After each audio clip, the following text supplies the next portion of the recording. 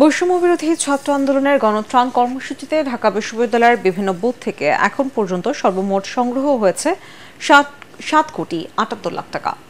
বুধবার রাতে ঢাকা বিশ্ববিদ্যালয়ের টিএসসিতে এক সংবাদ সম্মেলনে এই তথ্য জানায় বৈষম্যবিরোধী ছাত্র আন্দোলনের সমন্বয়করা।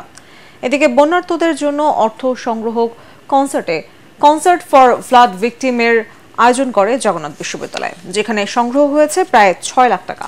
আরও জানাচ্ছেন মাজহারুল হক মুহাজির। দিন পেরিয়ে রাত, ঢাকা বিশ্ববিদ্যালয়ের টিএসসি তখনও নির্ঘুম। অদম্য শিক্ষার্থীদের চোখে মুখেও স্পষ্ট, যত বাধা তত ঐক্য। এবারের ভয়াবহ বন্যা শুরু থেকেই ত্রাণ সংগ্রহ করে তা যথাযথভাবে পৌঁছে দিতে বিরামহীন কাজ করছে বৈষম্য বিরোধী ছাত্র আন্দোলন।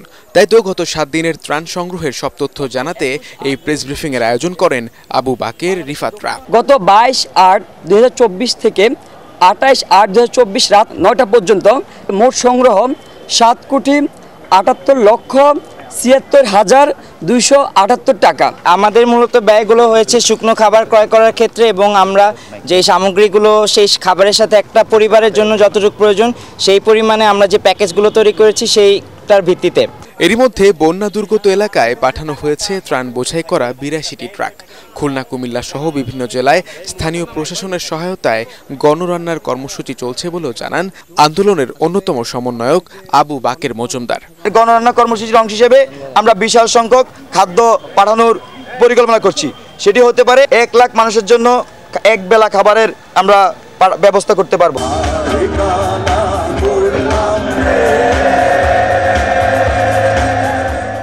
এদিকে বন্যার্তদের সহায়তার জন্য অর্থ সংগ্রহে জগন্নাথ বিশ্ববিদ্যালয়ে চ্যারিটি কনসার্টের আয়োজন করা হয়। কনসার্ট ফর ফ্লাড ভিকটিম শিরোনামে কনসার্টের আয়োজন করেছে Jagannath university band music association. এই সকলের প্রচেষ্টা মিলেই, সকলের সমন্বয়ে আমাদের যে প্রাপ্ত অর্থ, এটাই আমরা বন্যা কবলিত মানুষদের সাহায্যার্থে পাঠিয়ে দেব। আমি লাস্ট যখন জানি তখন 5 লাখ টাকা মতো ছিল, হোপফুলি এটা আরো বেশি। কনসার্টে টিকিটের মূল্য ধরা হয় 250 টাকা, যেখানে বিনা পারিশ্রমিকে মঞ্চ মাতিয়েছেন শিরোনামহীন অ্যাভয়েড রাফা সহ স্বনামধন্য 11টি ব্যান্ড দল। মাজহারুল হক মুহাজির, ATN বাংলা, ঢাকা।